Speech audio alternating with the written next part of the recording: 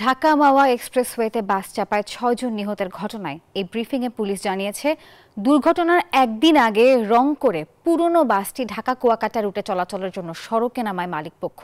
ড্রাইভারের লাইসেন্স ছিল না এবং বাসটিও ছিল ফিটনেসবিহীন। দুপুরে হাসারা হাইওয়ে থানার সাংবাদিকদের প্রশ্নের জবাবে হাইওয়ে পুলিশের গাজীপুর অঞ্চলের police super doctor A K M Aktaruzzaman Basunia এসব তথ্য জানান। বলেন, গ্রেপ্তারের পর জিজ্ঞাসাবাদে পুলিশকে এই তথ্য জানিয়েছে বাস চালক নুর উদ্দিন। গত শুক্রবার ঢাকা মাওয়া এক্সপ্রেসওয়ের ধলেশ্বরী টোল প্লাজায় বাস চাপায় প্রাইভেট কার ও মোটরসাইকেলে থাকা ৬ জন নিহত হন।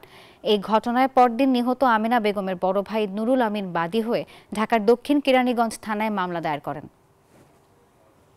তাদের অবহেলা, তাদের অনৈতিকতা এবং তাদের যে অসতর্কতা, অনিয়ম এবং এই আইন না মানার যে তাদের যে টেন্ডেন্সি, সেখান থেকেই সেই সমস্ত প্রেক্ষিত বিবেচনায় আমরা